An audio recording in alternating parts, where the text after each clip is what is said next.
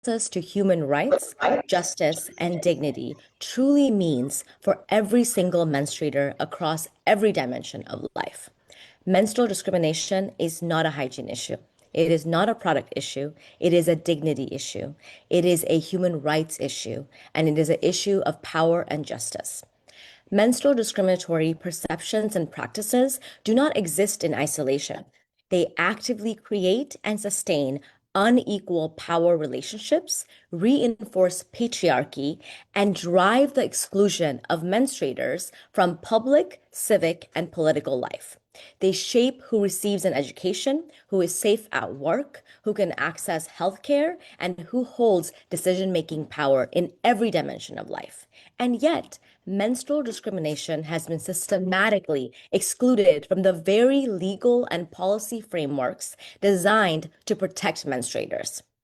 Dignified menstruation is a tool to bridge this gap. It is not simply a call for better products or for cleaner facilities or health access, although all of these components are imperative to achieving dignity. It is a transformative framework in which we build equal power relationships between menstruators and non-menstruators, dismantle patriarchy, and advance genuine inclusion for menstruators in their full diversity. Where menstrual discrimination diminishes, exclusion will follow. Where dignified menstruation is centered, justice and dignity expands. Today, we present the Dignified Menstruation Declaration. It's a collective commitment grounded on international human rights law and the lived realities of the most marginalized by menstrual discrimination. And it calls for a decolonial, intersectional approach that transforms the discriminatory norms from classrooms and courtrooms to the everyday outside workspaces and positions dignified menstruation as a powerful entry point across SRHR, climate humanitarian response, human rights, and the 2030 agenda. So today we invite you to this conversation, not just as observers of this panel, where we have fantastic panelists who work all across the globe on menstrual discriminatory perceptions and practices, but as active advocates, and we encourage you to please chat and to connect with all of these different powerful stakeholders. And before we go on to introduce our fantastic panelists, we will be starting with a meditation guided exercise, and I will let Sharmila take over now from our steering committee member.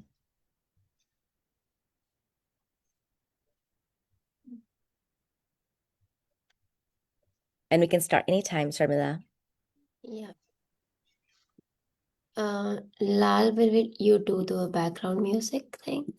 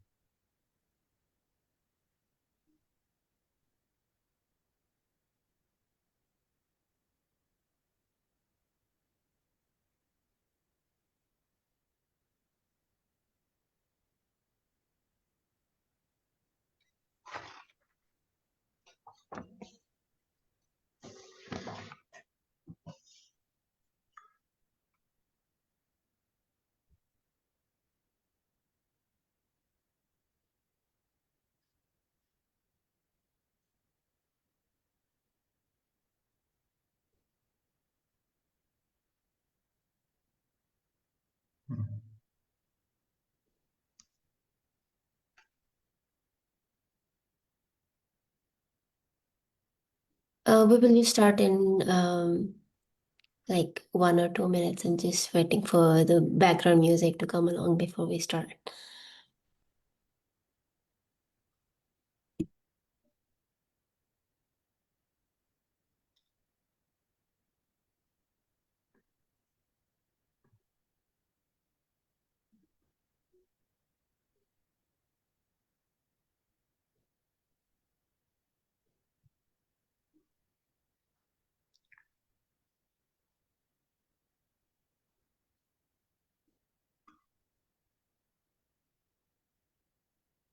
Oh, while we're waiting, just to remind everyone, participants, that we do have translation in Spanish, in French, and in Nepali as well. So if you need translation services, please be sure to click the More button on the Zoom platform, and it should allow you to go into the channel and have your interpretation. Please let us know if there's any problems with that.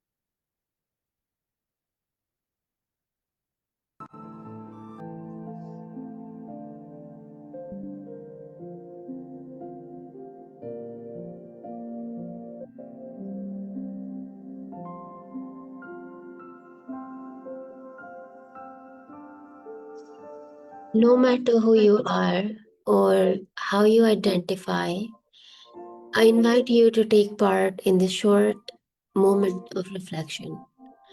Please sit comfortably in a position that feels natural to your body. When you're ready, gently close your eyes. Take a slow, deep breath in through your nose and slowly breathe out through your mouth. Again, breathe in through your nose and breathe out through your mouth. Let's do that one more time. Breathing in calm and breathing out all the tension. Now, imagine that you are in a place where you feel safe and comfortable. It could be your home, could be a beach that you love, a garden, a mountain, or any place that brings peace to you. Take a moment to picture this place clearly. Notice what it looks like. Notice how it feels to be there.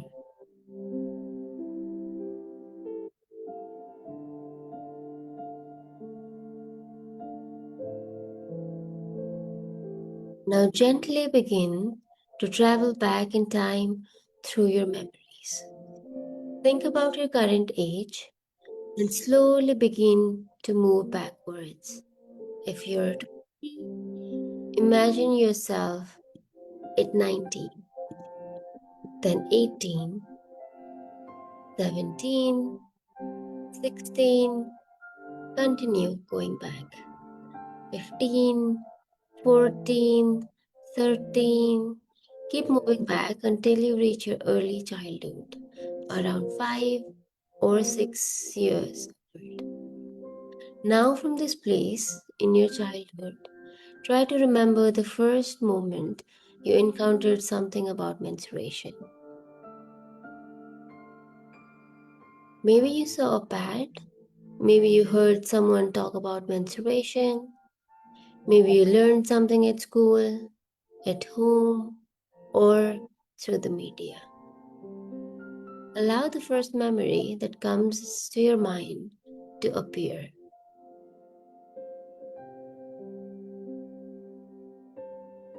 Now notice the moment. Where were you? Who was around you? Now, remember your very first reaction or emotion to that moment. What did you feel at that moment? Were you curious, confused, embarrassed, scared, or simply silent?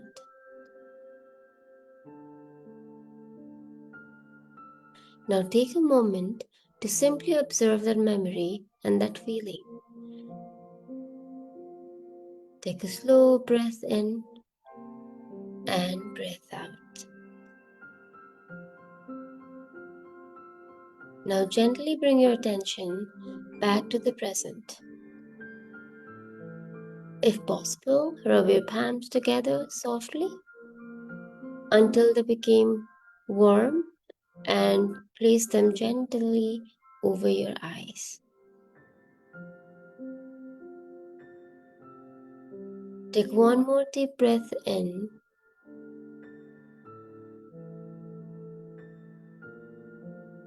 and slowly breathe out.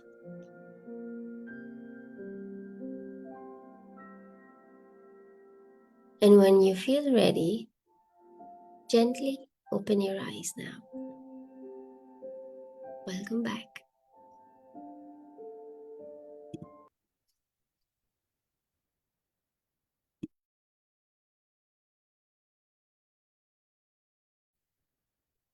Thank you so much, Sharmila, for that.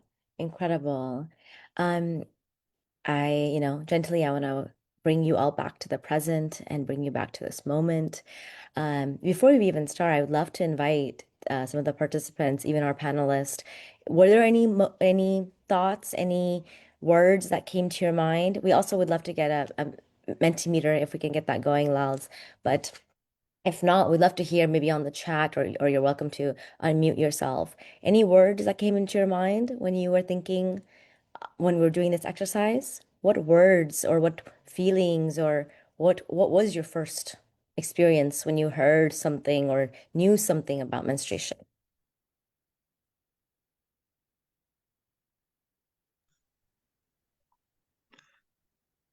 For me, that was curiosity. I was curious.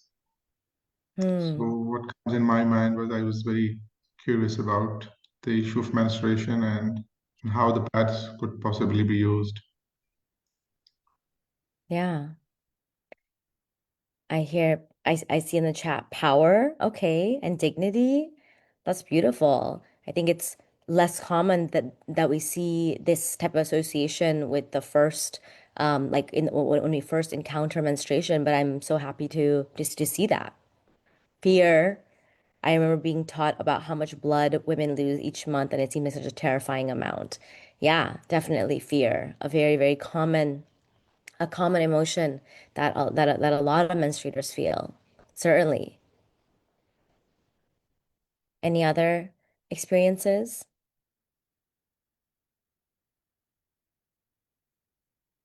At 12, unaware. Okay. Excitement for some reason. Okay. Yeah. There's definitely such a, I think fear and excitement go hand in hand sometimes.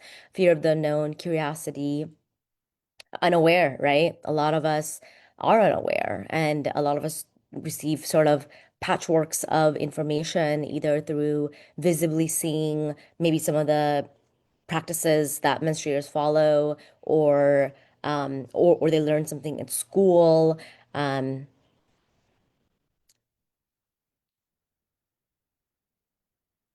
I believe this is in French. Inquiet. I think it means to inquire or curious. I'm worried. Worried. Oh, thank you. Okay, worried.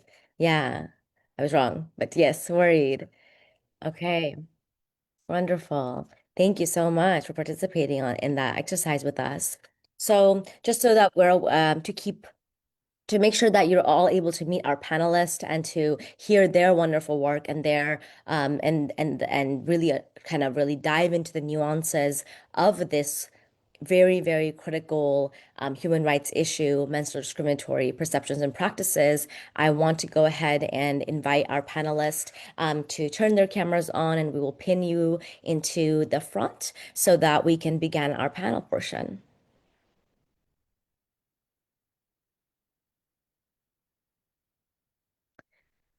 And Lals, if you could help me with this. Oh, thank you so much. Perfect. Okay.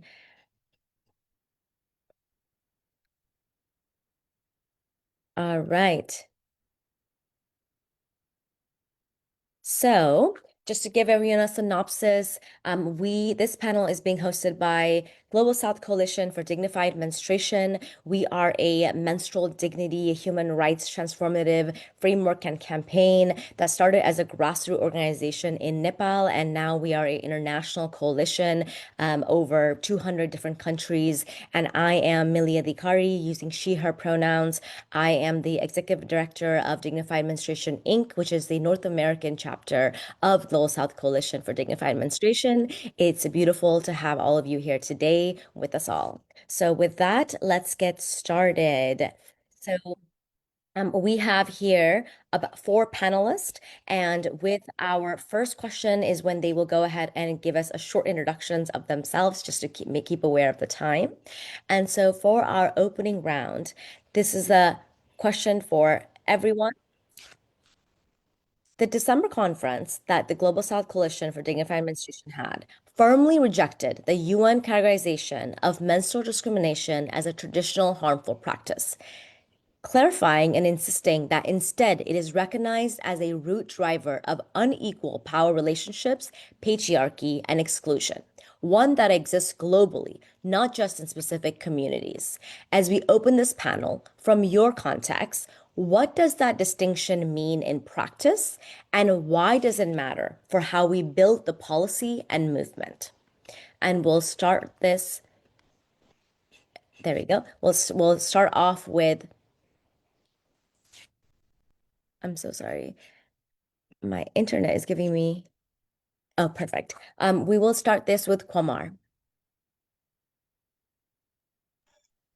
Thank you very much. I'm actually in a low signal area, so as soon as I turn on my video, I think it start the glitches. So, my name is Kamar Naseem. I'm working as a program manager with an organization called Blue Veins.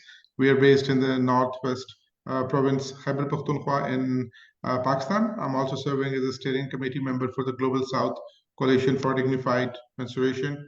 I'm also a Malala Fund education champion and member of the CSO Advisory Committee for the National Commission for Human Rights. And I'm also leading the Girls Not Brides National Coalition uh, for Pakistan. And I'm also steering committee member for the End Violence Against Women and Girls Alliance, which is the Pakistan largest alliance, UN Women-led alliance, a UN-led alliance working on the prevention and response to sexual and gender-based violence in Pakistan. So thank you for this very important question. I personally believe that in the context of Pakistan, the distinction between labeling the menstrual discrimination as a traditional harmful practice and recognizing it as a structural human right issue is rooted in unequal power relationship is extremely very important because I firmly believe that if we place this as a traditional practice, it often suggests like the problem it belongs to a certain cultural and communities. It not only that unintentionally and unnecessarily stigmatize certain communities probably, but also ignoring the broader system of patriarchy and exclusion that actually shape the discrimination against the menstruator elsewhere. We, Elsewhere, like when we recognize the menstrual discrimination as a manifestation of unequal power relationship, the focus also shifts from the dignity and rights and the participation. In the context of Pakistan, I think the menstrual discrimination intersects with the gender equality, barrier to girls' education, and the concept of sexual autonomy and bodily integrity as well. So I believe that the government must address and the institution must address this as a policy issue, as an education system, health services and policies that ensure dignity and equal participation of menstruator rather than looking it into only as a issue of customary harmful practices. Thank you so much for sharing your perspective and welcome. Thank you for your participation. I think that's incredibly powerful. I think it's so important that we have non-menstruators who are aware of this issue as a system-based issue and as a human rights violation. And we commend you for the work that you have been doing. I'd like to invite Avli to go ahead and introduce yourself and answer the first round question. Thank you so much, Millie, for passing on the mic to me. Hello, everyone. My name is Avli. I use they, them pronouns. I'm a trans advocate currently based in Bangkok, Thailand, working with this organization called the Asia Pacific Trans Network. In the past, in India and regionally, globally, I've been working in youth movements, particularly movements on SRHR, comprehensive sexuality education, and queer rights. I'm super excited to be a part of this conversation today, particularly because in the like general global backdrop of like a rollback on rights, on language around intersectional discrimination being completely erased from global platforms of advocacy and implementation of different kind of sexual and reproductive health and rights programming, it's particularly important that gender diverse and trans voices and queer voices are involved in conversations around SRHR. So thank you for the invitation to be on this panel and be a part of this conversation. I agree that there's a need to sort of characterize menstrual discrimination as something that's not just a traditional harmful practice and more of like a driver of patriarchy and gender oppression more broadly. Uh, because like Kamar had said earlier, it definitely takes away attention from like certain communities and stigmatizing them as practicing menstrual discrimination that makes the problem like and situates it into a larger like system of oppression and discrimination that exists around people of all genders. And this is not illustrated better in the lives of any other community but the communities that I've worked with, which are the trans and gender diverse communities, who particularly see the time of menarche and the starting of like menstruation cycle as a particular time that is used to enforce a lot of like gender norms and gender expectations and gender rules and sort of gendering of bodies that happens at the time. So a lot of trans people experience that as soon as they start their menstrual cycles, like society starts socializing them and starts oppressing them in a very particular gendered manner, boxing them into a gender that is not the gender of their experience. So, in that sense, this is where the discrimination that's also rooted in transphobia and rooted in queer discrimination begins. And unfortunately, like even in a lot of legislation and policy that exists around trans rights, in many places, menstrual discrimination is not really addressed as a specific issue that trans people go through. So there's also a gap in policy and programming that exists in that level. And of course, then in larger policies around like menstrual rights. And securing like menstrual rights for different genders like trans people are often not mentioned, and I will get into that later with more specific remarks, but just wanted to start off by saying that. Thank you. Thank you so much and welcome. We really value your participation, and I think you couldn't have said it any better that you've seen how important it is that we are reframing this issue as a human rights violation, as a systems-based violation that insidiously hits on all of the different discrimination points and intersectionality of those different compounded discriminations. Your point about seeing how what type of consequences this has on the folks living on the margins of the margins, right? And the fact that, we are not thinking about the folks that are the most vulnerable. And that's one of the main components of dignified menstruation is this idea of inclusivity. And one component of that is inclusivity of menstruators in the, public, civic, and political spaces, and also of who are these menstruators, right? Even the definition of who the menstruator is and how it's connected to how it's traditionally been connected to being a cis woman, but the fact that we know that many other types of menstruators exist and are even more vulnerable to the consequences of these discriminatory perceptions and practices and this unequal power relationships between the two menstruator and non-menstruator. So we look forward to hearing more, just more of your thoughts and more of the work that you've done. So welcome again. Um, Walmart, so good to see you on screen. I'm happy you got the Wi-Fi working. So next, I'd like to invite Muna, if you could give us your introductions and then your first round.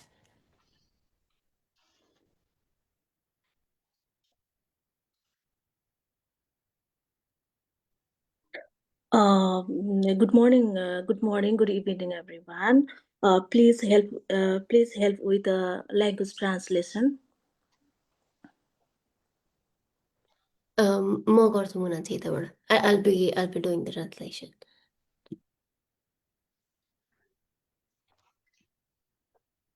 Thank you, Sharmila. So the first question is just a short introduction of them, and then a answer to our first round question, which is, what does the distinction mean from going from the traditional harmful practice as it is miscategorized by the UN to being recognized, menstrual discriminatory perceptions and practices being recognized as a root driver of unequal power relations, patriarchy, and exclusion? What does that distinction mean in practice, and why does that matter as we build this movement and policies around it? अहिले चाहिँ मुना चाहिँ हजुरले आफ्नो introduction गरेर अनि अहिले अस्ति हाम्रो डिसेम्बरमा हाम्रो कन्फरेन्स भएको थियो नि, अनि त्यसमा चाहिँ हाम्रो डिक्लेरेसनले चाहिँ हाम्रो डिक्लेरेसन एउटा निकालेको छौँ.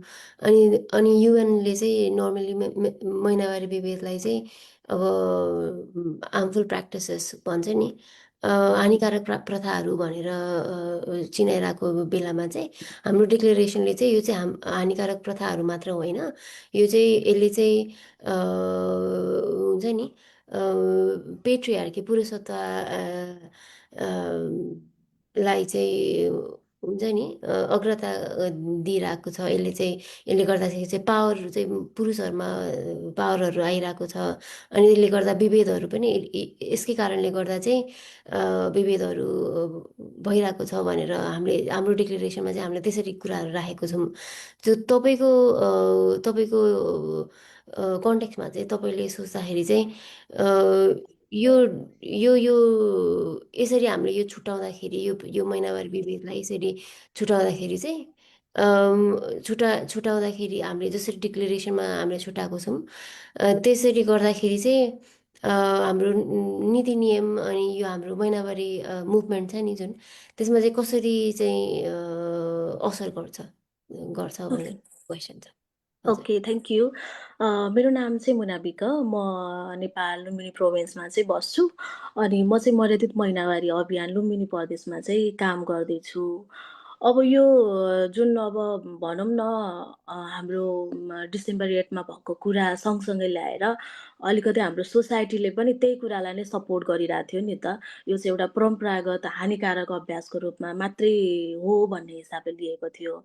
तर त्यो कुरासँग हामी पनि पक्कै पनि सहमत छैनौँ. महिनावारी विभेदलाई चाहिँ एउटा मानव अधिकारको रूपमा चाहिँ बुझ्नुपर्छ जस्तो लाग्छ मलाई. म एज अ लुम्बिनी प्रदेशको भुइँतहको यथार्थलाई हेर्दाखेरि चाहिँ जब महिनावारी विभेदलाई एउटा के भन्छ स्थानीय परम्परागत छाडेर चाहिँ यो चाहिँ संरचनात्मक मानव अधिकारको मुद्दाको रूपमा चाहिँ हेर्नुपर्छ.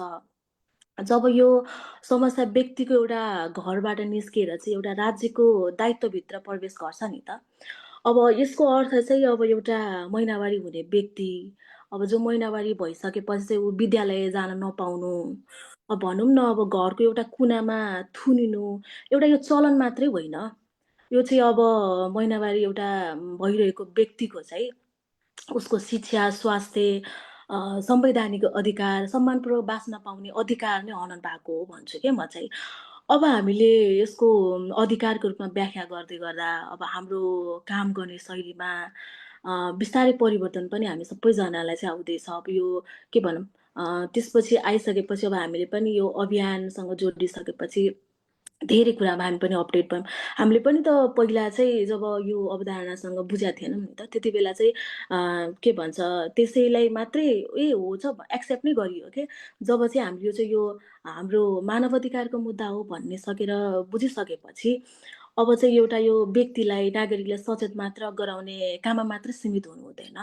यसलाई चाहिँ अब एउटा सरकारलाई नै मर्यादित महिनावारी मौद्रिक पूर्वाधार बनाउने देखि लगाएर अब यो महिनावारी सामग्रीहरूलाई मर्यादित बनाउने र यो प्रतिशतात्मक र विभेदकारी समाज के भन्छ यो सोच विरुद्ध चाहिँ कानुनी उपचार खोज्न चाहिँ बाध्य पार्नुपर्छ जस्तो चाहिँ मलाई लाग्छ. अर्को भनेको चाहिँ अब यो महिनावारी विभेदले चाहिँ एउटा महिनावारी हुने व्यक्तिलाई मात्रै चाहिँ एउटा व्यक्तिको मात्रै मानवाधिकार हनन भएको हुन्न नि त।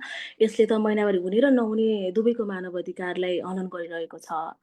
अनि त्यो भएर चाहिँ अब एउटा यो चाहिँ एउटा यो मानवाधिकारको मुद्दा हो। यसलाई चाहिँ अब एउटा अधिकार माग्ने भन्दा पनि एउटा सचेत र सशक्त नागरिकको रूपमा चाहिँ अभ्यास गर्नुपर्छ जस्तो चाहिँ लाग्छ मलाई। Thank you. Thank you, Muna. I'm just going to summarize what she just said. Muna she's a prominent human rights defender and a central committee member of DMC Nepal, where she serves as the Lumini provincial coordinator as well. Her work is defined by a deep-seated commitment to dignified menstruation, advocating for its non-negotiable human rights, and a cornerstone of social dignity. She's a grassroots level champion at DMC Nepal, based in Lumini province of Nepal. So to answer the question, what she's mentioning is instead of just menstruation is not just an issue about harmful practices. It goes beyond that. Before knowing, before they were aware about the um, issue, it made sense. But now, when they are sensitized, when they know that menstrual discrimination, it goes beyond just the practices that they do during the 5 days of bleeding period. It's a human right issue, and it's also important not just to aware citizens regarding it, but also to sensitize the government and bring that sensitization into policy, and policy that would help dismantle patriarchy and power imbalance. So she also highlights that menstruation is not just an issue for women. It's not just about not being able to participate in your daily activities. It goes beyond that. For example, not being able to attend school when you're having your menstruation. And so this is so and it is not just limited to women's issue. It is an issue that should be handled by all the community, government, men's, and everyone around you. Yeah, thank you. Thank you so much, Muna and Sharmila. I really enjoyed the part, I think where you are really pinpointing that not only is it not just an issue for menstruators to advocate on, but that the consequences of menstrual discriminatory perceptions and practices are not actually just for the menstruator. It is also for the non-menstruator. They are both going to be facing the consequences because we're living in this society where we are all, we are all going to be bearing the consequences, and we do bear, all of us, the consequences. It's just disproportionately the menstruators are bearing the consequences, but non-menstruators also do bear the consequences of patriarchy, unequal power relationships, and exclusion, right? And so I really appreciate that point. So thank you so much and welcome. We are so appreciative to have you here today. And last but not least, Mahlet, we would love to hear from you. Please give us your introduction and the first round. Thank you so much, Millie, and good to see you. I'm sorry my video is like going up and down. No worries. My name is Mahlet, and I am from Ethiopia. I am women's economic empowerment advocate and policy practitioner working across global stage, including AU, the United Nations, and development partners. And I serve as executive director for Women Economic Empowerment Africa, and I lead a campaign called I Care, which focuses on ending period poverty and advancing dignified menstruation through policy advocacy and community action. And my work basically connects grassroots realities with a global policy conversation to ensure that the rights, dignity, and economic participation of women and girls are fully recognized. I think this distinction is a huge when menstrual discrimination is called a traditional harmful practice. It makes it sound like it's something that happens only in a certain communities, as if it's a small isolated issue. But we know the truth. It's a global problem rooted in unequal power, as you mentioned, patriarchy and exclusion. It shows up in schools, workplaces, healthcare systems, and even in public policies, and it limits opportunity of women and girls everywhere. So In practice, this means our approach must shift. We cannot just address cultural practices in isolation. We need policies that tackle the system and create inequality. Ensuring access to menstrual products, safe sanitation, education, healthcare, workplace protections, changing the social norms that shame and exclude menstruation. Why does it matter? It's because we recognize menstruation as a driver of systematic inequality, not a local tradition. We can build solutions that are transformative, not just a symbolic. We can empower like everywhere, break cycle of exclusion, and truly move forward with equality. This distinction is not just about a word, I believe, it's about action. So it shapes how we fund programs, how we design policies, and how we mobilize movements that do not just treat the symposium, but just to change the system overall, like around menstruation. I hope you heard me clear. Is that okay? I was going Yes. fast because like of the time. Sorry if I spoke very fast. No, it was perfectly understandable. Thank you so much. And thank you for joining us today. I think you hit so many of the points that we 100% agree on.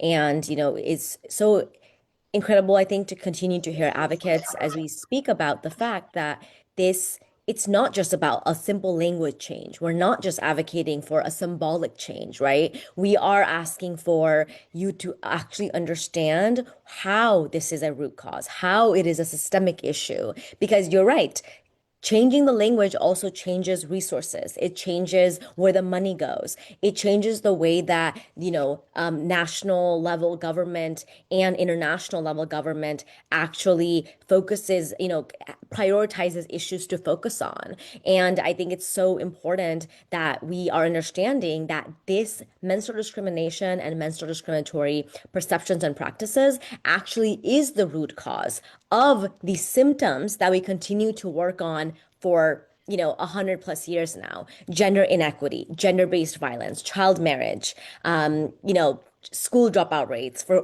menstruators. All of these symptoms have a very common root cause, which is this global menstrual discriminatory perceptions and practices. So thank you so much for pointing that out. And again, welcome so much to the panel.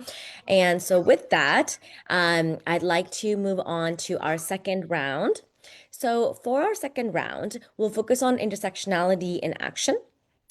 Our conference last year highlighted that menstrual discrimination is compounded across multiple different axes: caste or ethnicity, race, disability, LGBTQI plus status, age, climate vulnerability, geography, gender identities.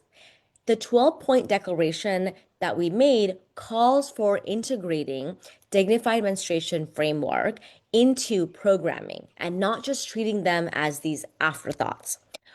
In your scope of work, who do you feel like is the most consistently left out from menstrual dignity conversations and the menstrual equity space as a whole? And what would it take to genuinely center them? And how should advocates at all levels, going from governmental agencies to nonprofits to individuals, do this in a practical sense? And you may even comment on the fact that right now there is a lot of uphill in the global world. There's is a lot of controversy surrounding the very work that we do. It has become dangerous in a lot of countries to say gender equity, to talk about these in a framing of human rights issue. And so for this, I'd like to start, again, we'll go ahead and start with Kwamar. We'd love to hear your thoughts. So, thank you very much. I think that in the context of Pakistan, and especially where I'm based, in the province of Khyber Pakhtunkhwa, where like life is governed by the strict religion and tribal values and patriarchal norms. I believe that the most constantly left out for the menstrual dignity conversations are people with disabilities, and especially menstruator with disabilities, the transgender and the gender diverse population, that despite that the Pakistani laws do recognize transgender persons, and we have a Transgender Person Protection of Right Act, which do talk about the transitional healthcare and the other healthcare needs of the transgender person. But when the terminology, when there is a man who menstruates, this is still not on the table. And then when we look, because we are placed in a geographic area which are constantly hit by calamities and like natural disasters. So whenever it happens, we believe that the issue of the menstruators is not on the policy response, especially when remote girls in the remote rural areas, and those who are living either in the or living in the poverty hit areas. I think this is left out. According to the UNICEF, actually, there are only 13% of Pakistani women who have access to some kind of sanitary, some kind of management menstrual products, which they can use. So it means that almost 80% people, women, or menstruators who they do not have any access to anything. And then we see that there is an issue of stigma, there is an issue of gender blind approach by the government, because still the menstrual products are heavily taxed in like many other countries in Pakistan. And also programs which often assumes as a single category of women and girls, which look into the diverse realities of menstruators, and generally center them. We must begin with listening to the lived experience of those. So unfortunately, there is a silence around the policy, and then there are other issues as well. For example, in Pakistan, the LGBT community is not recognized officially, so there's only transgender people, and then within the transgender people, the most of the discussion is always around the transgender women. So transgender men still are not talked about, despite that the act has been passed in 2018. So I believe that this requires a change. It requires the intersectional approach that could address potentially the unequal power relation, ensure the dignity, access, and participation of all menstruators, despite of the fact that who they are. Wow, I think you're testament to the fact that even within a very vulnerable community of trans people, it's the trans menstruators who are left out of the conversation. And I think that's really telling, right? Like when you kind of continue to observe patterns across the world, you see that even in the most marginalized communities, the most marginalized are the menstruators. And so, it's just such an astonishing, fact. And I think it points to the fact that this is related and associated with menstruation, right? That there is this added layer of discrimination that menstruators are facing, whether they are in conflict zones, like what you described, or in poverty-stricken areas, or in natural disasters. And it's not a coincidence. It's not a coincidence. So thank you for sharing that. Yeah, Um, I just want to add, because mhm. whenever we are working in the recently also we live in a flood affected areas where Yes. flood are, like every year we have monsoon, and then the part of the world, large part of this country is affected by the flood. So whenever there is a humanitarian response, we see that even the organizations, it includes the civil society organizations who are supposed to be quite gender sensitive, and even in the UN Mhm. agencies are there, the international actors are there. We see that, within the humanitarian kits, the only product which is left out is the menstrual items. Mhm. They would remember to put shavers, they would razors, but they would not put. Wow. And because of, even if they are aware, sometimes they're afraid of the community backlash. They would see that it's a Mm. taboo. This could potentially backlash the entire humanitarian response. So it means that it needs, and that is where the language matters, where it's called about we need to talk about the menstrual discrimination, actually, rather than putting it as a charitable item. It needs a whole policy change in this arena. Yeah, wow. No, I think you've given us such great examples. And again, with the example of that, humanitarian kits have shavers, razors for non-menstruators to, for their care, but menstrual products is not included in this. And this is a common story across the globe. And I think it's something that we encounter again and again, even with the most recent, well, there's been a lot of genocides and wars, unfortunately, in the most recent times, but in the Gaza genocide, the using of tent supplies and sometimes n- not having sometimes having enough food and other supplies, but not having menstrual products, not having not having that supply, it really results in menstruators, one, potentially getting sick, other times just not being dignified, right? Because menstruation is not going to stop because there's a war, right? It's going to continue in no matter what is kind of going on the external environment. And so I think that it's just is an astonishing fact. So thank you so much again. We'd love to hear from you, Avli. What are your thoughts on this? Thanks, Billy. And I think it's been super interesting to also listen to like the other panelists' comments on these issues, and particularly your summarizations of it too. I think because my work has primarily centered on queer communities and trans communities in the past, I can say that there has been attempts to like reach out to and include like queer communities and trans communities in a lot of broader like sexual and reproductive health and rights discourse, but specifically around menstrual rights as well, and even like the linguistic shift from specifically talking about like women and girls who menstruate to now like having the language of menstruators and non-menstruators. That's also is a step towards ensuring that people with all their diversities are acknowledged in the larger like menstrual rights discourse. But obviously linguistic shifts can only go so far in truly ensuring that marginalized communities are incorporated and their needs and issues and voices are incorporated in our movements. So within like trans communities, the gap that I definitely have seen through my work on SRHR and trans rights is there are a lot of times in awareness programs or information and knowledge sharing programs around like these issues, so around menstruation specific, the specific needs of trans communities are often left out, which means that it's a knowledge and information gap that trans people have about their own like menstrual uh, health needs. So for example, like something as simple as how does going through gender affirming care, particularly like hormone therapy, impact like people's experience of menstruation, trans people's experience of menstruation.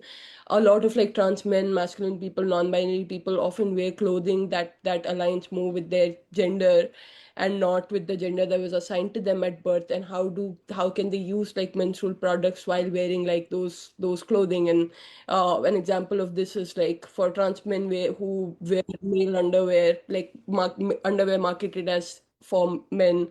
So how do you use menstrual products when you're, like used to wearing like boxers or briefs and stuff like that? Talking, about how do trans men, masculine people who access like public infrastructure, washrooms that are more aligned with their gender, they don't often have like disposal facilities in those washrooms, don't have menstrual product availability in those washrooms, severe discrimination because washrooms are also such like contested and politically charged territories, particularly in the US but also globally. So I mean, all of these issues are also things that we need to specifically talk about and address in order to ensure that marginalized like people are really centered in this kind of discourse. And then obviously once this information and knowledge gap is addressed, then trans people will also become more equipped to actually advocate for like policy change on like local, national, and regional levels. So this is just like some examples that came to my mind in thinking about this issue.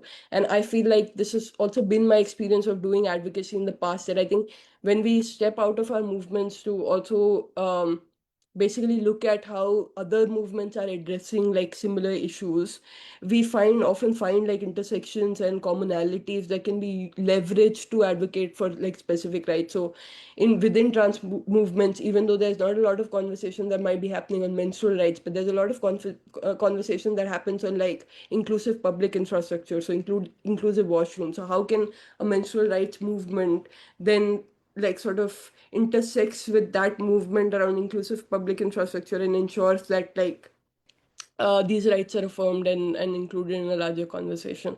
So yeah, I hope that there was just not a lot of words that I was saying that makes no sense, but it actually came together as a coherent whole. But yeah, thanks, Millie, and I'm excited to hear the others. Yeah, no, that was fantastic. I think you touched on a really important points there.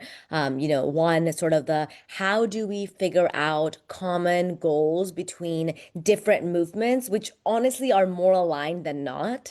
It's just that, we when we are siloed in our work, it honestly makes us weaker, right? Because we know that, the something that stands together like has more power, and so the public that's divided obviously is easier to dismantle. And so I think you really say an important point there, which is that when you systematically exclude a group of people, especially people who have, again, live on the margins of all different types of margins, you end up, you know, making sure that folks don't feel connected to that movement. And so the traditional, menstrual movement, which has siloed itself in a more feminine space, in a space that has been traditionally only really prioritizing cis women, it ends up then becoming a weaker movement, because by default, if menstruators are already discriminated against and now you're making a movement that only focuses on cis women, not that cis women are not an important part of this movement, we are, that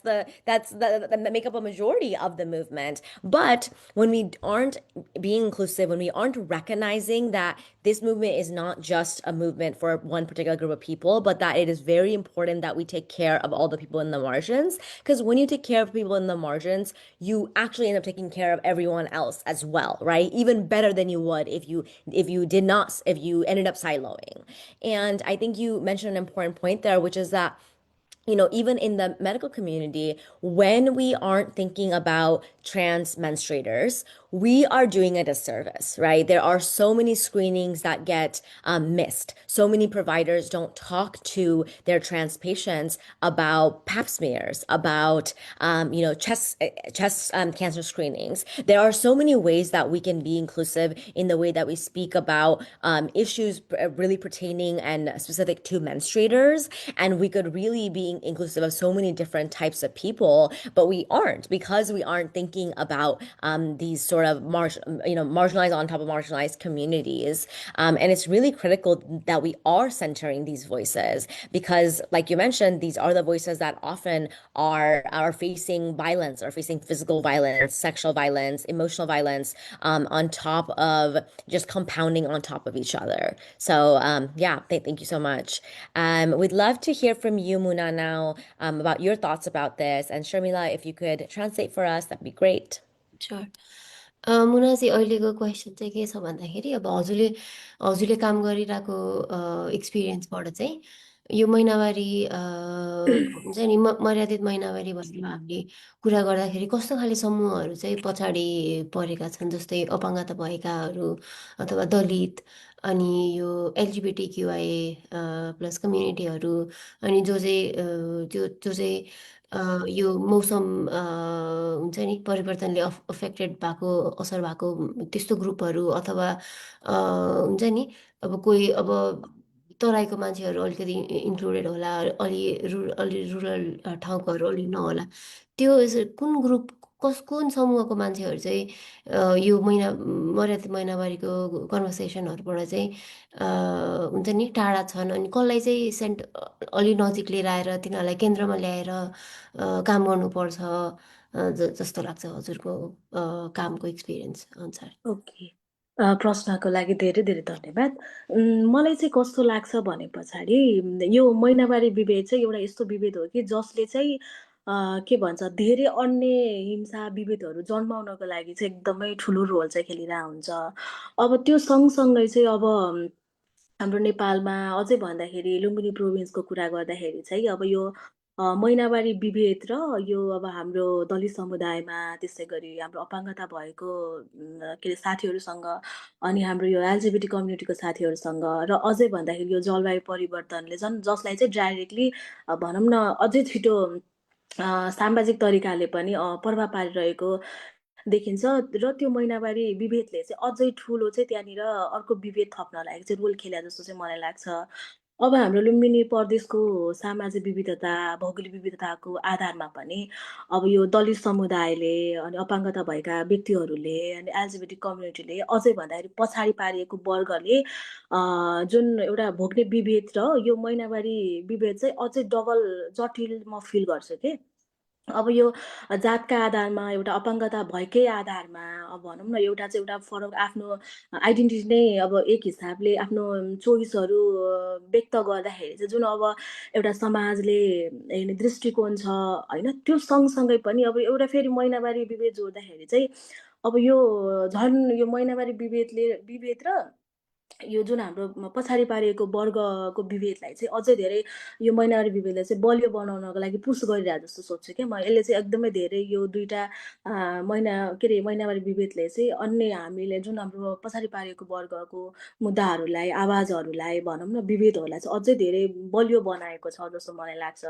जस्तो कि यसलाई इक्जाम्पलको लागि चाहिँ बुझ्दाखेरि चाहिँ अब एउटा गैर दलित महिलाले चाहिँ गैर दलित महिला या त भनौँ न त एउटा चाहिँ अपाङ्गता नभएको महिला या त जो महिनावारी हुन्छ जो चाहिँ के भन्छ त्यो व्यक्ति महिनावारी भइसकेपछि अब उसले चाहिँ एउटा के भन्छ पहिलेदेखि त हाम्रो के भइरहेको छ एउटा यो परम्परागत आएको संस्कार हो यसलाई चाहिँ गर्नुपर्छ भनेर त्यो हिसाबले लिएको छ नि त। अनि उसले एउटा सर्टेन एउटा भनौँ न एउटा घरमा या त कुनै कुनामा मात्रै बार्ने उसलाई बाध्य भइएको छ नि। तर चाहिँ एज अ एउटा त्यो कुरालाई एक्सेप्ट गरिसकेपछि पनि पश्चात पनि एउटा यो दलित समुदायमा अपाङ्गता भएका व्यक्तिहरूमा अब हाम्रो एलजिबिटी कम्युनिटीको साथीहरूमा चाहिँ कस्तो छ भनेपछि एक त अलरेडी एउटा समाजले हेर्ने दृष्टिकोण अन्य धेरै विभेदहरूले हामीलाई एकदमै बेसरी हेपेको छ नि त थिचेको छ नि त।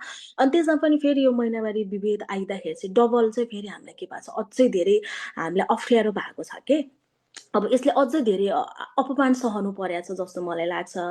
अब जस्तो पानी पँधेरोमा जाने कुरा होला मन्दिरमा जाने कुराहरू होला आफूलाई केही इच्छा लागेको कुराहरू लिने कुरा होला त्यसमा हरेक कुरामा चाहिँ एकदमै धेरै विभेद निम्त्याएको छ। अब यसलाई यो पछाडि पारिएको यो समुदायलाई चाहिँ मुद्दासम्म जोड्नको लागि भनौँ न यो के अरे अझ अगाडि ल्याउनको लागि चाहिँ अब हाम्रो रणनीतिले चाहिँ अब समस्यालाई चाहिँ एउटा समान्तर मुद्दाका रूपमा मात्र हेर्नु हुँदैन मलाई जस्तो लाग्छ मलाई। किनकि अब यिनको जड भनेको एउटा मात्रै हो प्रतिशतात्मक सोच र विभेदकारी सोच। त्यसैले अब हामीले हाम्रो अभियानहरू बनाउँदा हाम्रो के भन्छ मर्यादित महिनावारीको अवधारणासँग जोड्दाखेरि चाहिँ अब हाम्रो एलजिबिटी कम्युनिटीको अपाङ्गता दलित भएका साथीहरूलाई चाहिँ सँगै लिएर जानुपर्छ जस्तो मलाई लाग्छ कि। अब हामीले एडभोकेसी गर्दाखेरि होला या त हामीले कुनै नीति निर्माणहरू गर्दाखेरि होला सँगै लिएर जानु पर्यो उहाँहरूको अर्थपूर्ण सहभागिता हुनु पर्यो। बन्ने हरेक कार्यक्रम बजेट नीतिहरू चाहिँ एउटा अपाङ्गता मैत्री हाम्रो युनिक तथा लैङ्गिक अल्पसङ्ख्यक मैत्री सँगसँगै हरेक कुराहरूमा चाहिँ यो मर्यादित महिनावारी मैत्री कुराहरू चाहिँ जोडिनुपर्छ जस्तो चाहिँ मलाई लाग्छ। अब हामी चाहिँ यसको लागि चाहिँ मेनली चाहिँ के गर्न सकिन्छ भने जस्तो कि अब हामी धेरै जस्तो ह्युमन राइट डिफेन्डरहरू छौँ नि त। जस्तो म एउटा समुदाय लेभलमा काम गरिरहेको मान्छे अब हाम्रो धेरै ठाउँमा काम गर्ने साथीहरू हुन्छ नि सबैजना चाहिँ के भन्छ एउटै मञ्चमा चाहिँ आउनुपर्छ क्या। एउटै मञ्चमा आएर चाहिँ आवाज उठाउनु पर्यो। यो सबै महिनावारी विभेदहरूको कारणले गर्दाखेरि नै अरू धेरै विभेदहरू जन्माउनलाई पुस गरिरहेछ। अब यसलाई रोक्नको लागि चाहिँ अब हामीले प्रतिशतात्मक विभेदकारी सोचलाई चाहिँ अट्याक गर्नु पर्यो तोड्नु पर्यो। त्यसको लागि डिग्निफाइड मेन्स्ट्रुएसनमा चाहिँ काम गर्नु पर्यो। हामी सबैजनाले चाहिँ एउटै थलोमा आएर चाहिँ एउटै आवाज उठाउनु पर्यो ताकि समाजले सबै तहमा चाहिँ आफूले वास्तविक रूपमा मर्यादासँग बाँच्न पाउने के भन्छौँ त्यो हाम्रो अधिकार चाहिँ सुनिश्चित गर्नुपर्छ जस्तो चाहिँ मलाई लाग्छ। Thank you. Thank you, Monazi. To sum up her answer, so Dignified menstruation, I mean, sorry, menstrual discrimination, it, according to her, is something that that gives birth to many other discriminatory practices, and it gets compounded among people who are often left behind. For example, uh, g- uh, f- uh, based on her work, that she reflects that those groups are people who belong to Dalit communities, or from or people living with disability, LGBTQIA plus communities, and people who are facing this direct impact of climate change and all. So this group are facing discrimination that are even more compounded because they're already vulnerable to so many different aspects, and on top of that, when they're faced with menstrual discrimination, it compounds the vulnerability even more as compared to people who don't belong to these categories. So what she suggests is to bring these groups to center. She mentioned that it's really important that we all come together, not just as an individual or an organization. So it's important that we all come together as an individual community and stakeholders, decision maker. We all come together to dismantle this discriminatory and patriarchy, you know, concepts or thoughts that have been embedded uh, for generations now. And it is important to bring all those groups that have been left behind into the policy spaces, into the decision making spaces, so we can create so we can include them and create a policy or programs that serves them, and help dismantle all this discriminatory practices. Yeah. Thank you so much, Muna and Shamila. You know, I really loved the statement you made about the fact that menstrual discriminatory perceptions and practices gives birth or encourages and sustains other discriminatory perceptions and practices. I think that statement is so powerful because that's something that the menstrual movement hasn't quite accepted to the full degree in which understanding that, you know, it's without attacking the root cause, we have been going after the symptoms of, you know, symptoms like gender-based violence, child marriage, domestic violence, because we are still trying to, figure out why does domestic violence happen? Why is there child marriage? But we aren't coming together on the answer, which you alluded to, which is menstrual discriminatory perceptions and practices. Because when you have this global perception that that menstruation is impure or dirty or is seen as something that is, not appropriate for public life, for civic life, for politics, for just, is not considered normalized in society to talk about, to consider as a main issue. You then are really creating a infrastructure and a system in which menstruators, because they're the ones that menstruate, as people who are less than non-menstruators. And thus, when you create these unequal power relationships, that is the manifestation of patriarchy. When we talk about patriarchy and its role in gender inequity, in the pay gap, in domestic violence, in GBV, it's very theoretical, but you see the actual manifestation through the discriminatory perceptions and practices, right? Because again, you are really pointing out that menstruators are seen as less than. And so then when you are already belonging to other identities, whether it's through caste or race or ethnicity or your sexuality or your gender identity, you are now even more compounded in the types of discrimination that you are facing. And so you do not have an equal power. You are not seen as equal in society. You are not allowed to be in positions where you are making decisions. You aren't given that opportunity at all. So thank you so much for that. Malet, we'd love to hear from you. Millie, can I ask if you could repeat the question, please? Yes, of If it's course. I possible, know yeah. we've had such a dynamic conversation. Yes. Yes. So this round is based on the intersectionality in action.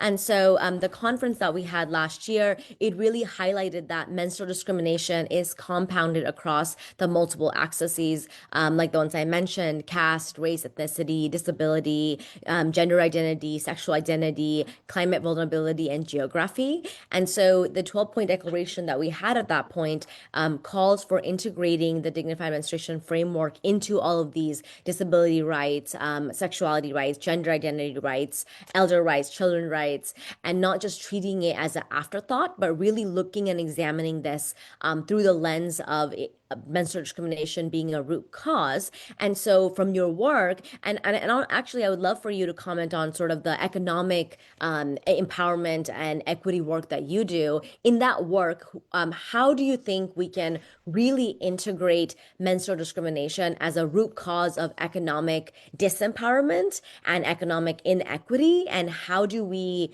what are some strategic steps that you feel are necessary to integrate?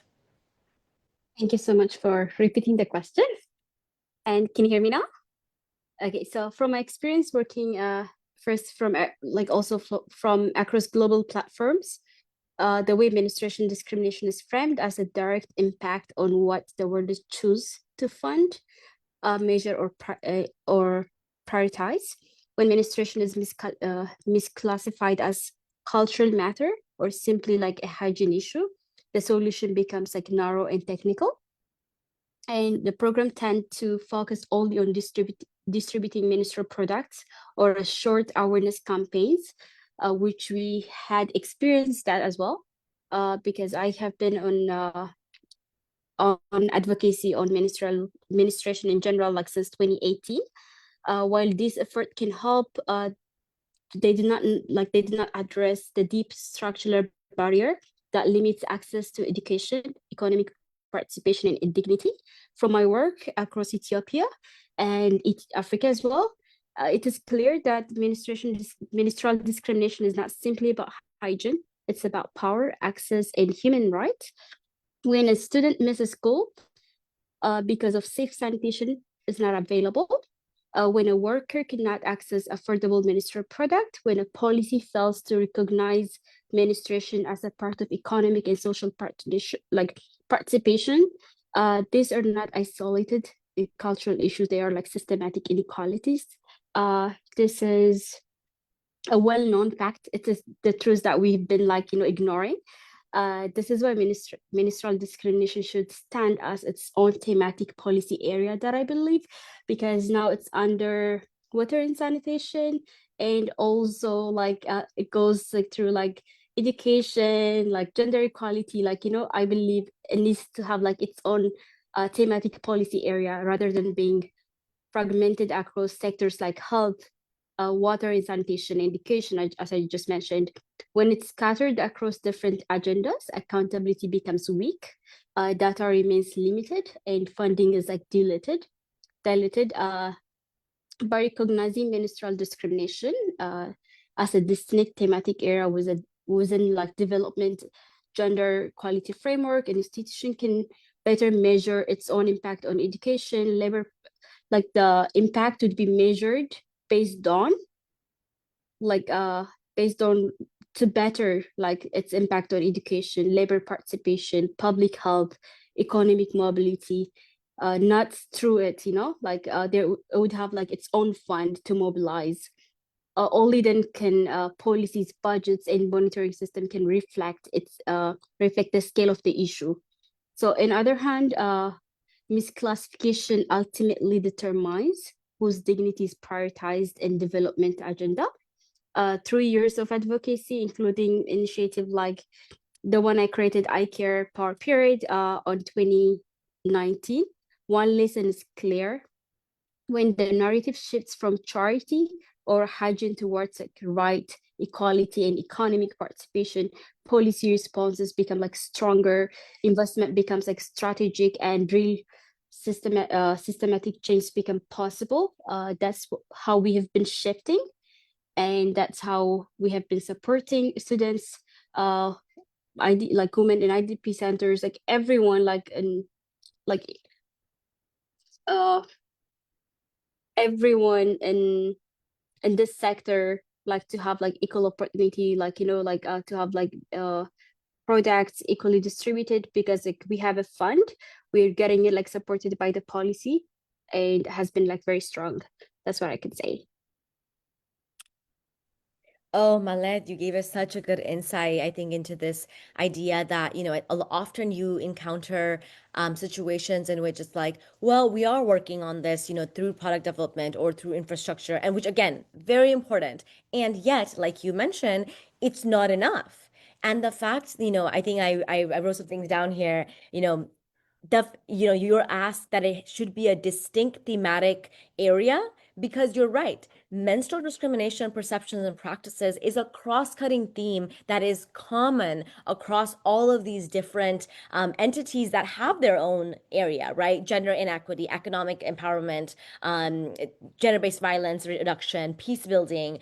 And the fact of the matter is that when, like you said, when you don't have a specific resource dedicated to this work, you end up getting little pieces of the resources or little pieces of the money coming from these different entities. I think it's so funny for you to when you mentioned that it's that it's under like water and sanitation, or it's under these cultural, lumping it under cultural traditions really just makes it so that now you're not getting the money or the importance or the value, and you're really undervaluing what a strong and insidious root cause this is that drives so many of these other discriminatory practices and values, right?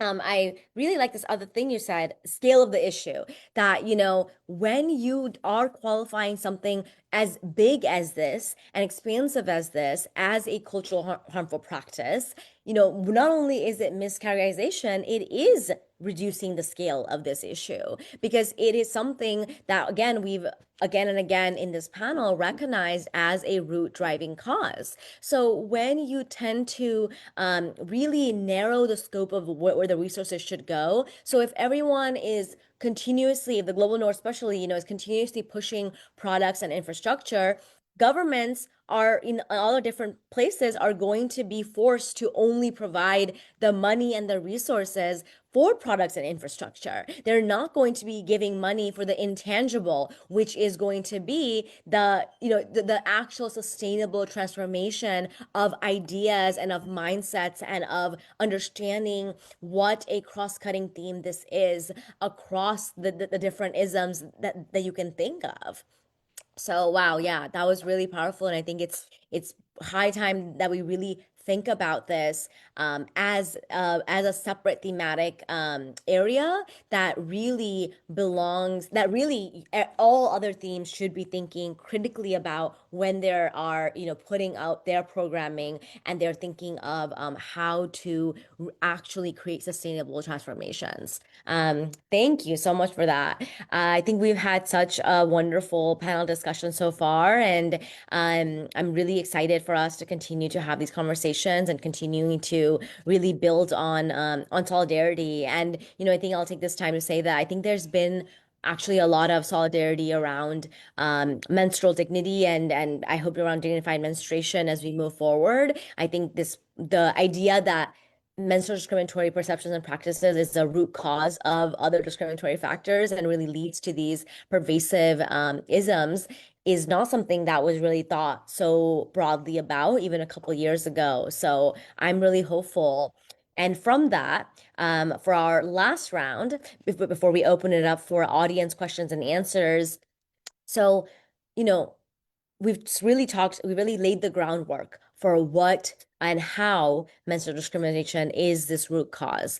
And CSW70's priority theme is really to accelerate the achievement of gender equality. And the Dignified Menstruation Framework, grounded in both the CEDAW and the 12-point declaration, connects to at least of the 9 SDGs, equality, peace building, water sanitation. You can take a look at our whole 12-point as well in our website, as well as we'll talk about it in a little bit. And so, yet the global framework really and machinery and institution often absorbs frameworks without actually shifting power and resources. So, what do you think it would mean for CSW to actually move the needle? And not just CSW, but different advocacy platforms like governments, private NGOs, as well as individual advocates, to not just change your language, but on accountability. And how do you envision dignified menstruation to be integrated from your scope of work? We actually talked a little bit about this before, with the fact that maybe it should be its own thematic area. But any other thoughts on kind of how we should move about integrating menstrual dignity, dignified menstruation into the advocacy world? And we can start for this round. We can start with Avli. We'd love to hear from you. Thank you, Millie. 1 second. Let me switch on my video. No worries. Yeah. So, I mean, I believe if dignified menstruation is framed as a human rights obligation and not a programmatic add-on, basically governments must report on menstrual rights indicators and be held accountable. So if CSW is serious about accelerating gender equality, the question is not whether we have the frameworks, because we do, but the question is whether we are willing to attach accountability to them. So there is a need to integrate like dignified menstruation related reporting under, like, for example, CEDA reviews, include measurable indicators within the sustainable development goals monitoring processes. So particularly indicators around like education, health, wash, poverty, etc. The governments need to be transparent and accountable in their budget allocations for menstrual health, sanitation, education, etc. And more than that, I think civil society organizations and their ability to sort of monitor what's happening at like national levels, like that needs to be invested in, increased, so that like civil society organizations can basically act as watchdogs that can ensure that uh, we are making progress on national levels on menstrual management and rights related issues. So yeah, I don't know if that answers your question, but yeah, happy to hear. Yeah, no, fantastic. Thank you so much. I think the one main thing that that stuck with me is this idea that we need to have accountable measures, right? We need to be able to know what is the metric that you are basing your progress on, right? A lot of different entities and governments will accept, policies or create policies that are, in writing, seem like they are going to be very good. And even Kwamar mentioned that with some of the policy that Pakistan has on trans rights, but then you don't see it being implemented and you don't see it in practice. I just wanted to do a quick plug of, even for any any of the audience members who have organizations that maybe your focus is primarily on menstrual products. That's fantastic. Again, it's very necessary for us to have product access. And there are metrics that we've developed through dignified menstruation to ensure that your product is also dignified menstruation friendly, and that you are, really valuing the idea of menstrual dignity, and that and a really simple framework that we have for that is actually called the 3 Ps. And so it's person, planet, and pocket. And so this person is this idea that every person has the freedom and the human right to be able to choose any product that they would like to. That your product is both human safe and environment safe, because it's very important that we are accountable to the environment that we live in. And 3 is pocket. Is it financially, a lot of different countries now are also providing, are moving, not a lot, let's say. Some countries are moving towards providing free products, and that's one way to ensure that every single menstruator is allowed this necessity. So there's different examples of framework on our website. So if anybody is ever interested, we welcome you to use our frameworks. You can download the frameworks, and please, let us know how we can be helpful in that as well. So thank you so much. Malet, kind of, I know I know I'm putting you back on the spot when you did just give us an excellent idea to make it its own theme. Anything else in terms of economic empowerment, or any other work that you do that you think is really important for us on how to integrate? So I like I said it mostly. I'll just add a little bit on one thing like very clear. We often design programs to support women, women's income, skills, entrepreneurship, and we rarely address everyday realities that affect whether like we can actually like whether like they can actually participate.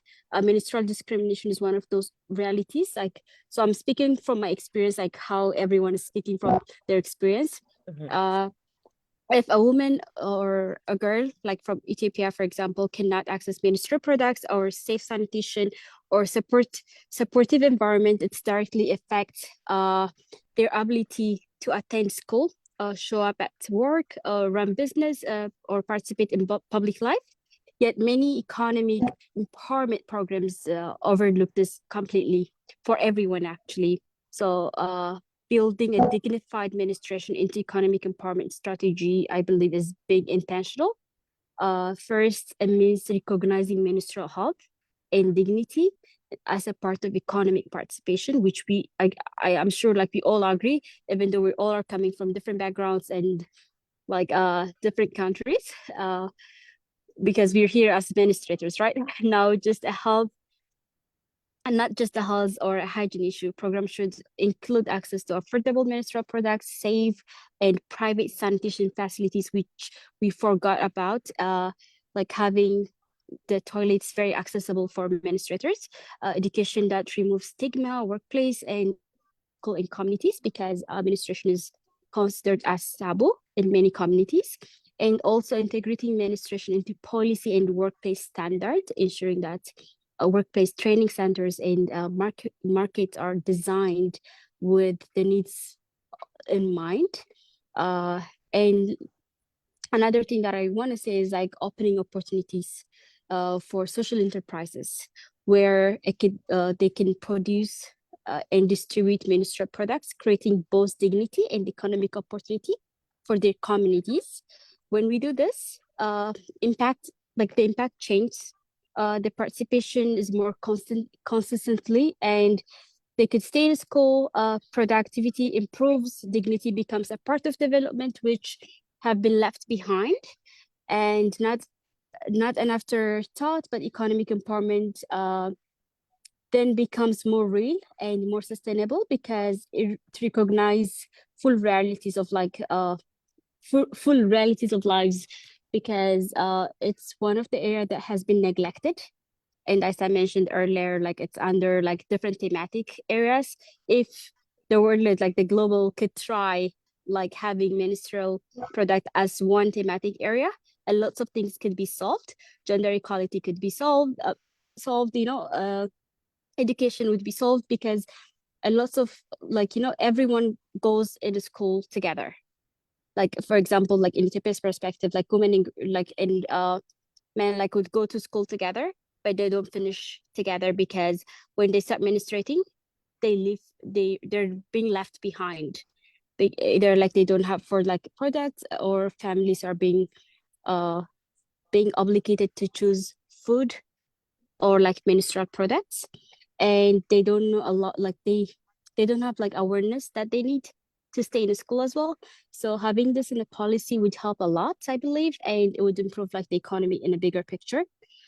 That's what I would say. One thing that I missed earlier, Millie, if I have a chance to say that, from my experience again, one group that consistently left behind the conversation is men, especially community leaders, faith leaders, fathers.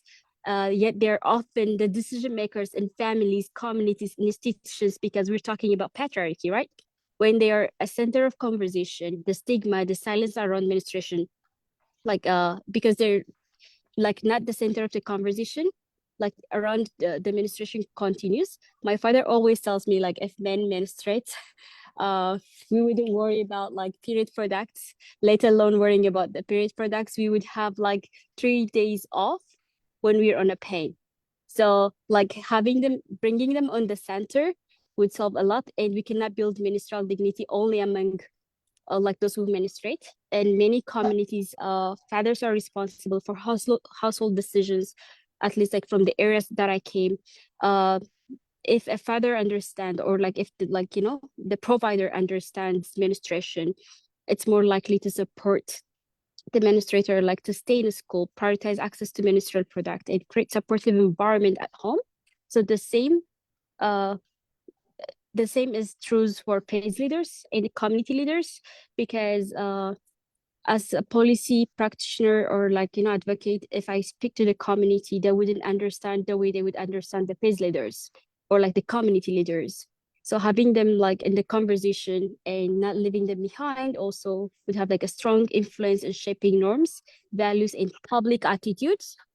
And another thing would be another, sorry for the background noise because I came to charge my phone. And another group often overlooked is like women and girls who live in intersectional of multiple vulnerabilities. And like we mentioned that about disabilities and oh, so this is what I could say. I'm very thankful. I'm sorry earlier, like I thought like it was 6 a.m. That's why I misplanned the day, Millie, and good to see you all. Thank you. Thank you so Amelia, much, Malet. I think I you I mentioned, also want to add something yes, because please, Kumar. she said something very important, and it's very Mhm. close to my heart as well. When you asked about what CSW could possibly could do, I think there's one thing which we are discussing not only in this meeting but in all the conversations, that now the accountability must go beyond the strong language, and it must translate into policy commitment, financing, and measurable actions. And now the dignified menstruation should be integrated into the education, into the public health, gender equality, and the protection frameworks which are guided by the CEDAW and the other SDG obligations. And we're talking about the male allyship. I think this is also an emerging concept in the context of Pakistan also. As non-menstruators, of course, we do not experience menstruators ourselves, but I think our loved one do. And this is very important, what my colleague has just said, that our mothers, our sisters, daughters, colleagues, and friends, they do menstruate. So being as a male allies, our role is not to define the experience, but to stand in solidarity and challenge the stigma and the unequal power relationship. This surrounds the entire concept of the menstruation.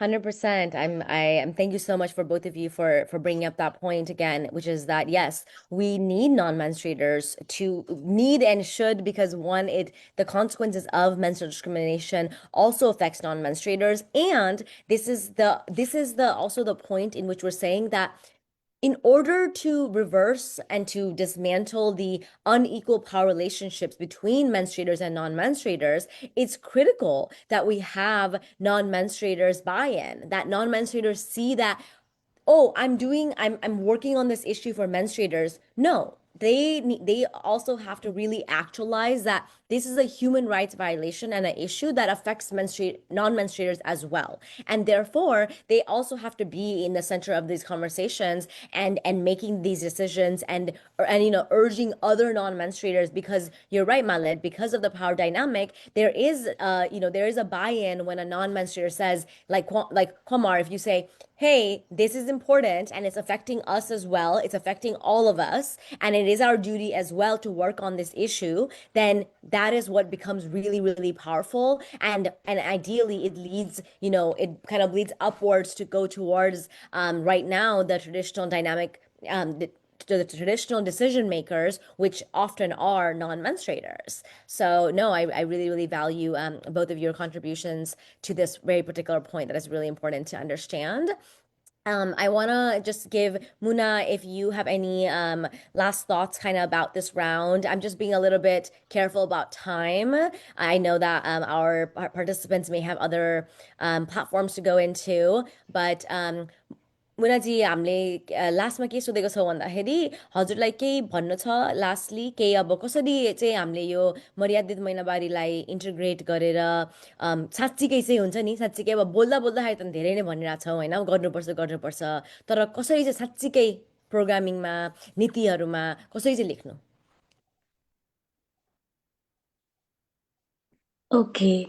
मलाई चाहिँ के जस्तो लाग्छ भने पछाडि अब यो CSW सम्मेलनमा का नाराहरूमा मात्र त्यो अट्र्याक्सन के भन्छ नाराहरूमा चाहिँ एकदमै राम्रो देखाउने तर डकुमेन्टेसनमा मात्र सीमित राख्ने हो भने चाहिँ यो चाहिँ वास्तविक जवाबदेहिता चाहिँ सुनिश्चित हुँदैन जस्तो चाहिँ लाग्छ होइन। अब यसको चाहिँ हामीले एउटा जवाबदेहिता चाहिँ बनाउनु पर्छ जस्तो लाग्छ। अब यहाँ गरिएका प्रतिबद्धता अब गरिरहेका छौँ यता धेरै कुराहरूमा गरिन्छ नि त त्यस्तो प्रतिबद्धताहरू चाहिँ अब स्थानीय नीति र बजेटहरूमा पनि देखिनुपर्छ जस्तो चाहिँ मलाई लाग्छ। अनि अर्को भनेको चाहिँ अब मेरो कार्यक्षेत्रको सन्दर्भमा मर्यादित महिलाहरूलाई चाहिँ एउटा केवल छुट्टै कार्यक्रमको रूपमा मात्र नभएर अब शिक्षा, स्वास्थ्य, सरसफाइ जस्ता हरेक विकास योजनाहरूको कामहरूमा चाहिँ समावेश गर्न चाहिँ जरुरी छ जस्तो मलाई लाग्छ।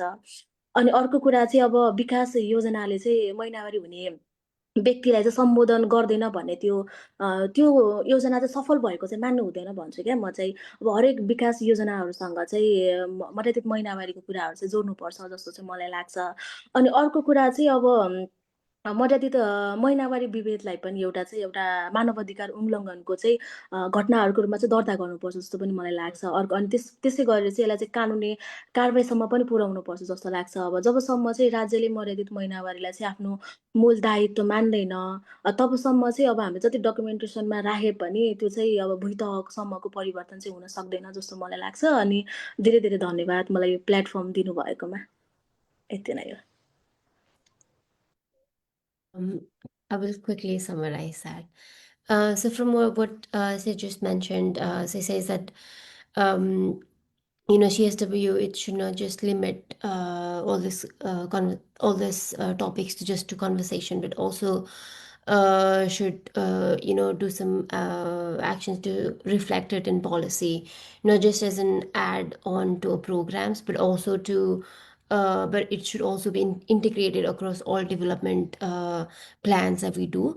And another thing that she highlighted is that menstrual discrimination should also be something that could be reported, against. For example, it should be taken legally. If, for example, someone is experiencing some kind of menstrual discrimination, then that person should be able to report it in some designated space, so that it would be taken seriously and across all the spaces. Yep, I'm just gonna wrap it up there. Thank you. Thank you so much. Really, and I think that Malet had to leave. But thank you so much to all of the panelists for all of your insights in the work that you do in your local community. You are appreciated, you are needed, and it's something, and only by working together across boundaries and borders will we be able to really achieve this sustainable transformation. I just want to open up like 1 minute for any questions from the audience or thoughts if you'd like to share any. I know we've run a little bit over time, so I appreciate you for hanging in there and allowing us to finish up our panel. We are here and we are on dignifiedmenstruation.org. You can also contact, if you're looking for North America version, in dignifiedmenstruationusa.gmail.com.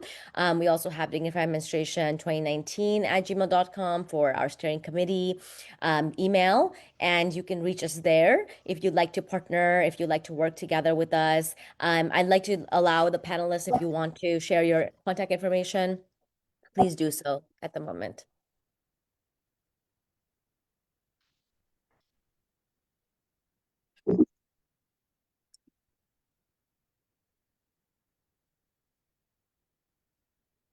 Okay, I think that I'll take this as that we've thoroughly spoken about so many nuances that maybe we don't have additional questions at this time.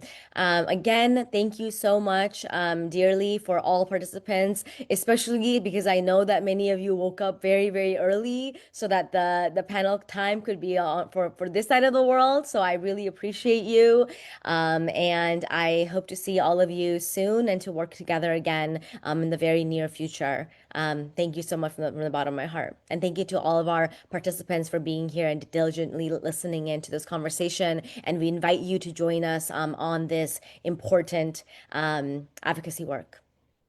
Thanks.